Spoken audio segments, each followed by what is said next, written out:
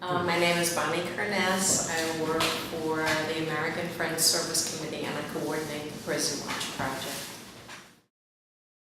Do you think there's any kind of possibility of actual change in the situation vis-a-vis solitary confinement?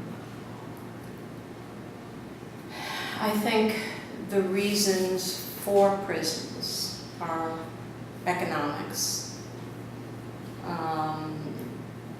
You talk about the cost of prisons. When I speak before youth groups, and I do, I'll look at a 15-year-old and I'll say, you know, in this country's economy, you're not worth very much.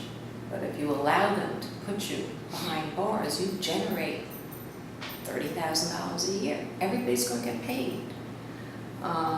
So there are the economics of prisons and there are the politics of prisons. Who we have mostly in isolation now are the mentally ill.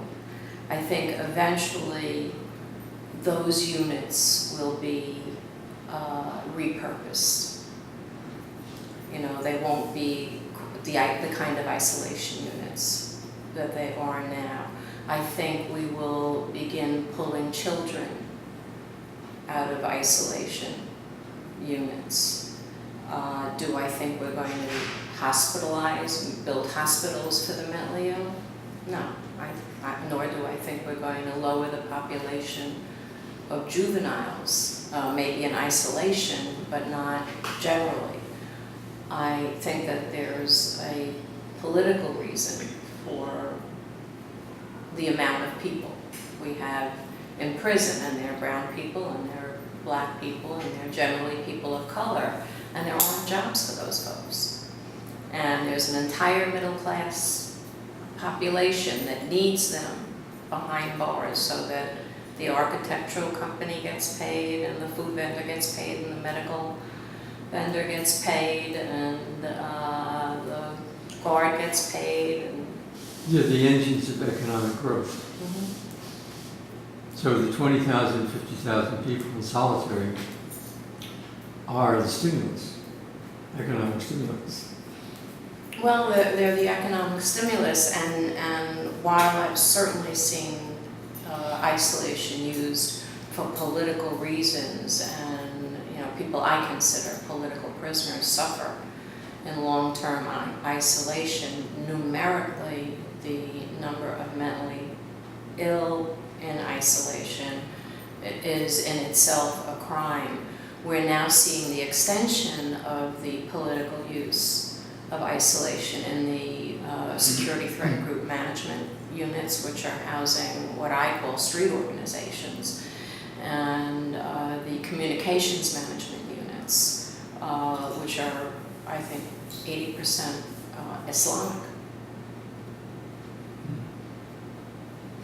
So what do you think ought to be done?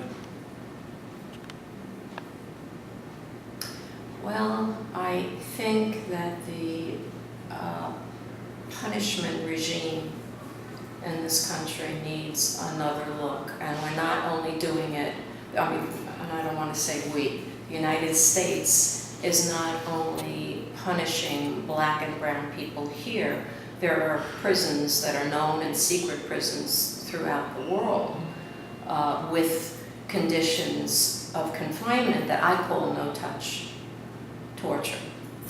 Not physical torture, not chemical torture, but no-touch torture, isolation. I think huge social revolution is needed to change every single system that racism, white supremacy, and poverty have given birth to, you know, especially the criminal justice system.